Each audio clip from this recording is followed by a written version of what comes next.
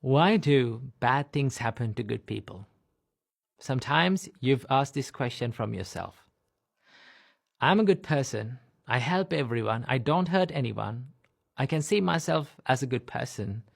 But still, why all these bad things? Why all these painful things, sufferings happen to my life? Why life always keep testing me always?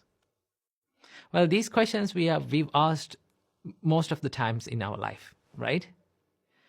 Do you know how Buddha saw this? In the night of his enlightenment, the first thing that he realized was that life consists of suffering. Suffering is a part of everyone's life, right? So Buddha did not say suffering as a part of good people's life or a bad people's life. Buddha saw that suffering was universal, right? But when we face adversities in life, when we face these realities like painful situations in our life, we think that the only person who is going through this suffering, the only person that is going through this difficulty is only me. That is how everyone feels. Not to lie, sometimes I feel that.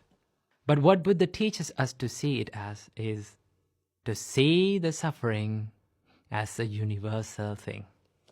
I'll tell you a story. A young mother lost her baby. But she loved her baby so much that she refused to accept her baby's death.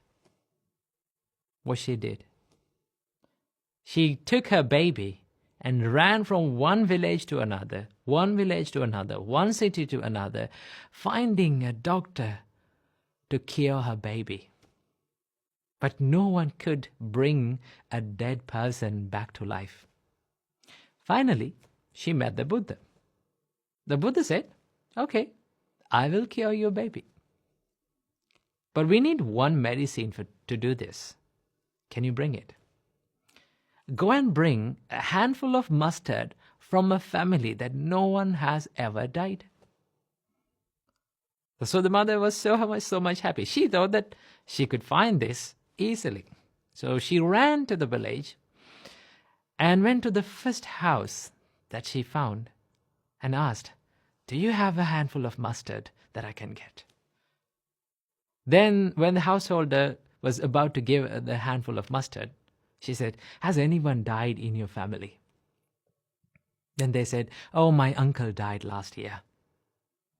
Then she said, "I don't want your mustard." She went to the next house and she got the same answer. Someone had died. She went to the other one. She went from one house to another and she went through the whole village. The only word that she heard was, "Someone died." Death. Then she understood, okay, death is not only for me. Death was something that I always heard in this journey. Maybe my child is dead. So she made her heart strong enough to accept her baby's death. She went back to the monastery to meet the Buddha and thanked the Buddha for curing not the baby, but her heart.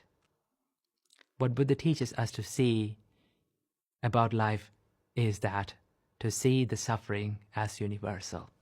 So next time when you go through a difficulty in your life, and the next time when you go through a hardship, painful feeling in life, understand that you are not all alone.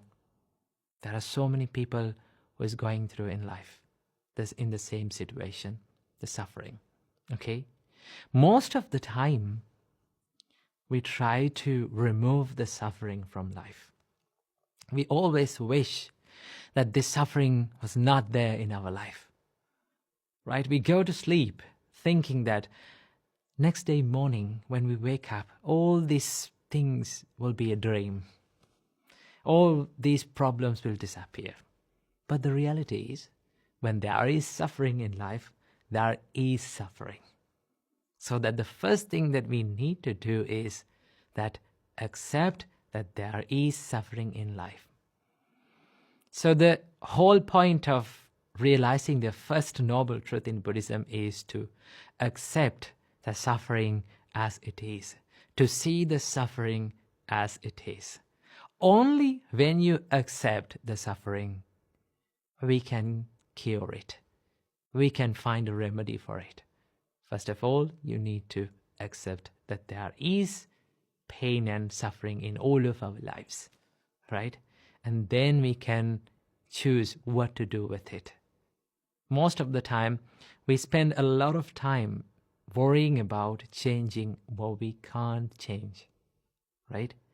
But it all depends on how you choose to react to these experiences in life.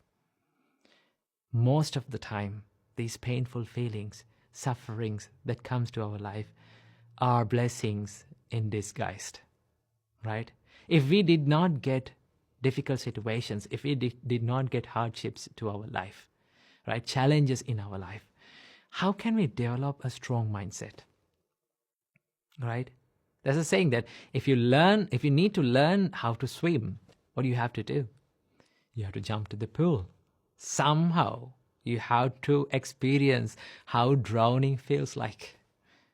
Only then you can realize that, what should I do to learn how to swim, right? In the same way, there is no use of trying to avoid, wishing and praying that suffering was not there in life, right? There's no point of wishing and praying that, please don't give me suffering.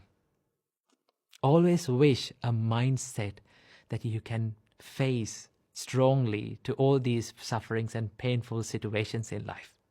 Whenever you get a strong mind to face any kind of challenge in your life, then you can be happy and in peace, because you're ready for anything in your life, right? So always wish a strong mindset that you can face any challenge, any difficult situation in life. So remember that not only bad things happen to good people, good things also happen to good people. And also, sometimes you may think, why all those good things happen to bad people, right? It is not always the case. Good things happen to bad people, and also bad thing happens to good people. That is the law of this world. So we all need to develop the mindset to see the suffering as a common truth to everyone, not a personal thing. So I wish you all, may all of you be able to develop a strong mindset to face any challenge in all of your life. Namo Buddhaya.